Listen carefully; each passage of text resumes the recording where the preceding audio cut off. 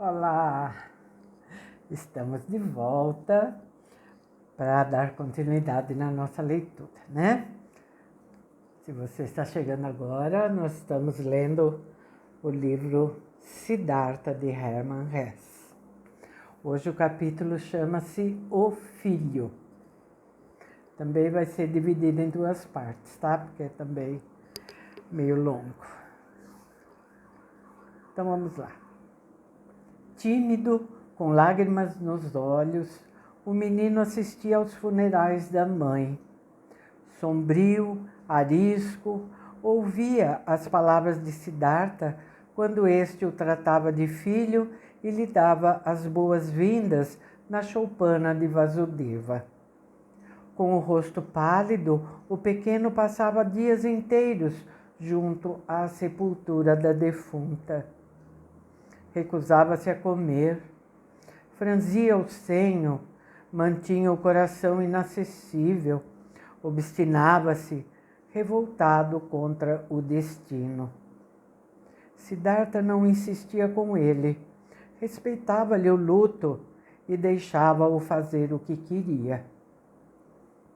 Compreendia muito bem que o garoto não o conhecia e por isso não podia amá-lo como a um pai. Pouco a pouco, porém, dava-se conta de que aquele rapazinho de 11 anos era uma criança mimada, apegada à mãe, criada na opulência, acostumada a comer pratos finos, a dormir numa cama fofa e mandar nos serviçais. Via que uma pessoa entristecida, habituada ao luxo, simplesmente não podia conformar-se de um dia para o outro com a pobreza e com um ambiente estranho. Não lhe impunha os seus desejos. Frequentemente fazia o trabalho que cabia ao filho e sempre lhe oferecia os melhores bocados. Esperava conquistá-lo lentamente, pela paciência e pela gentileza. Qualificara-se a si mesmo de rico e feliz, quando o menino começara a morar em seu lar. Mas o tempo passava e o menino continuava sombrio e renitente, mostrando-se sempre teimoso e altivo. Não queria absolutamente trabalhar. Não demonstrava o menor respeito aos dois anciãos. Pilhava o pomar de Vasudeva. Eis que Siddhartha começou a compreender que o filho não lhe trouxera ventura e paz, senão mágoas e preocupações. E todavia o amava. Preferia mágoas e carinhosas preocupações à felicidade e às alegrias que gozara antes da chegada do garoto. Desde que o jovem Siddhartha convivia com eles na cabana, os velhos haviam distribuído entre si as fainas cotidianas. Vasudeva tornara a tomar conta da balsa, sozinho, ao passo que Siddhartha se dedicava ao trabalho nos campos e às lides domésticas, a fim de ficar perto do filho. Durante muito tempo, meses a fio, Siddhartha prosseguiu esperando que o menino o compreendesse, que aceitasse o seu amor, que talvez o retribuísse. Meses a fio, Vasudeva nutria a mesma esperança. Aguardava em silêncio, observando o pai e o filho. Certa feita, quando o menino Siddhartha, mais uma vez, magoara o pai com sua obstinação e seus caprichos, chegando a quebrar propositadamente 2 tigelas de arroz, Vasudeva aproveitou a noite para falar com o amigo em separado. Não me leves a mal, disse, que eu trate dessas coisas. Faço-o como teu amigo. Vejo como te atormentas. Noto que andas tristonho.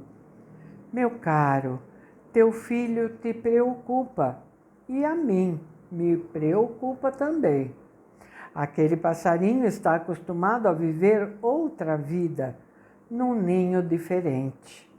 Não abandonou a riqueza e a cidade por tédio e nojo como tu o fizeste. Teve de largar tudo isso a contragosto.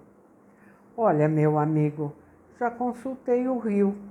Consultei-o muitas vezes, mas o rio limita-se a rir. Rir de mim e de ti também. Dá gargalhadas em face da nossa tolice. A água corre para a água. A juventude procura a juventude. Teu filho não se encontra no lugar que lhe convém. Seria bom se tu também consultasses o rio. Faze o que ele te sugerir. Emocionado, Siddhartha examinou o rosto do amigo, esse rosto em cujas inúmeras rugas se escondia inalterável serenidade. Mas serei capaz de separar-me dele? Respondeu em voz baixa. Concede-me mais um pouco de tempo, meu caro. Estás vendo como luto, como me esforço por conquistar o coração do menino, pelo carinho, pela paciência, pela doçura. É assim que quero aliciá-lo. Tomara que o rio um dia dirija a sua palavra também a ele. Esse menino tem a mesma vocação que nós. O sorriso de Vasudeva tornou-se ainda mais caloroso. Ah, sim, também ele tem vocação. Também ele é parte da vida eterna. Mas que sabemos nós, tu e eu, do destino que o aguarda, do caminho que lhe caberá trilhar, das ações que ele deverá realizar e dos sofrimentos que o acontecerão. Os desgostos que lhe estão reservados não serão pequenos, uma vez que o coração desse rapaz é duro e altivo. Pessoas da sua espécie têm de padecer muitas amarguras, já que erram frequentemente, cometem graves pecados e carregam muita culpa na sua consciência. Dize-me uma coisa, meu amigo, não dás nenhuma educação a teu filho? Não lhe impões a tua vontade? Não o surras nunca, não o castigas? Não, Vasudeva, não faço nada disso. Pois é, não o obrigas a nada. Não bates nele, não lhe dás nenhuma ordem, porque sabes que a meiguice é mais forte do que a dureza, e a água mais forte do que o rochedo. Muito bem, aprovo a tua conduta. Mas não te enganas a ti mesmo quando pensas que não exerces coação alguma sobre ele e não lhe infliges nenhum castigo? Não o agrilhoas pelo teu carinho? Não o humilhas todos os dias e ainda lhe amarguras a vida graças à tua bondade e paciência? Não obrigas esse menino soberbo, mimado, a viver numa cabana com 2 velhos comedores de bananas, para os quais o arroz já representa um quitute, e cujo coração gasto, sereno, pulsa em outro ritmo que o dele? Não resulta tudo isso em constrangimento e punição? Consternado, Siddhartha baixou os olhos. Em seguida, murmurou: que achas que devo fazer? E Vasudeva tornou: leva-o à cidade. Deixa-o na casa que pertencia à mãe. ali haverá ainda alguns criados aos quais poderás entregá-lo. E se não houver mais ninguém, procura um professor para ele, não por causa do ensino, mas para que a criança possa conviver com outros garotos e com as meninas, num ambiente que lhe convier. Nunca pensaste nessa solução? Espiaste o fundo do meu coração, respondeu Siddhartha melancolicamente. Muitas vezes pensei nisso, mas olha, como posso abandonar ao mundo esse menino em cuja alma não há nenhuma ternura?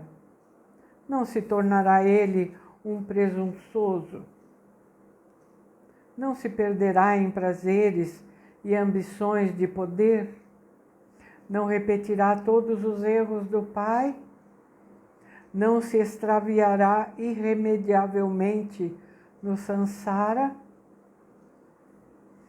O rosto do balseiro iluminou-se num sorriso radiante. Acariciou delicadamente o braço de Siddhartha e disse: consulta o rio a esse respeito, meu amigo. Não estás ouvindo como ele se ri? Achas realmente que cometeste as tuas tolices a fim de poupá-las a teu filho? Julgas-te capaz de proteger o pequeno contra o samsara? De que modo? Por meio de ensinamentos, de preces, de admoestações? Ora, meu querido, esqueceste por completo uma história que me contaste aqui mesmo em outra ocasião. A edificante história de um filho de Brahmani que se chamava Siddhartha. Quem resguardou esse Siddhartha do samsara, do pecado, da avareza, da insensatez? A piedade do pai, as exortações dos mestres, a própria erudição, as pesquisas que ele fazia. Nada disso conseguiu servir-lhe de esteio. Que pai, que mestre poderia evitar que Siddhartha vivesse a sua vida, sujando-se com ela, caindo em culpa e bebendo sozinho a poção amarga, antes de descobrir o seu caminho pelas suas próprias forças? Pensas, meu caro, que alguém possa escapar à busca desse caminho? Talvez teu filhinho, porque o amas e deseja isentá-lo de mágoas, dores e desilusões? Mas mesmo que morras por ele 10 vezes, não lograrás alterar nada do destino que o aguarda. Nunca na vida Vasudeva falava tanto. Siddhartha agradeceu-lhe calorosamente. Acabrunhado, entrou na cabana. Por muito tempo, não conciliou o sono. Vasudeva não lhe dissera nada que ele mesmo não soubesse, que não lhe tivesse preocupado o espírito uma e outra vez. Mas o que esse saber lhe aconselhava era inexequível. Mais forte do que o saber era o amor ao menino, era a ternura paterna, o medo de largar o filho. Jamais lhe ocorrera perder-se a tal ponto por alguma coisa, dedicar tamanho amor a criatura alguma, entregar-se tão cegamente, tão dolorosa, tão inutilmente, e apesar disso, com tanta alegria. Siddhartha era incapaz de seguir o conselho do amigo.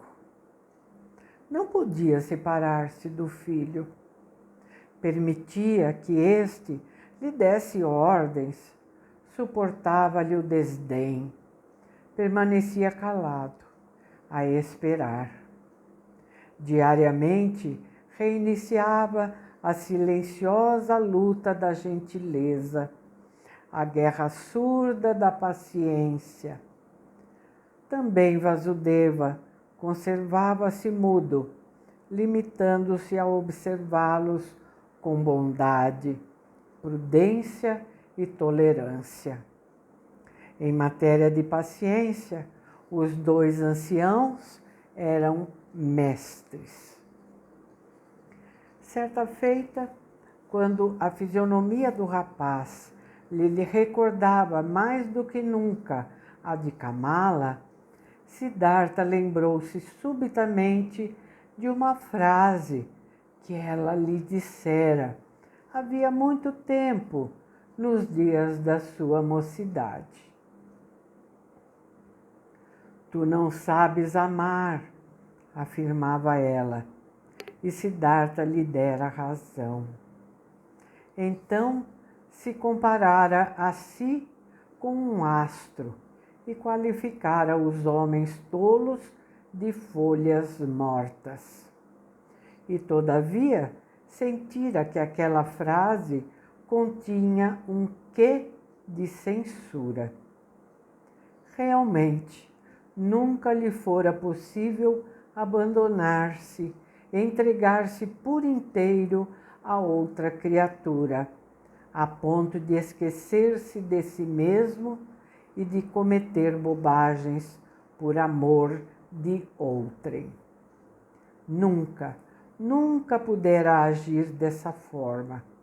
E como lhe parecia naquele instante, era essa a grande diferença que o apartava dos homens tolos.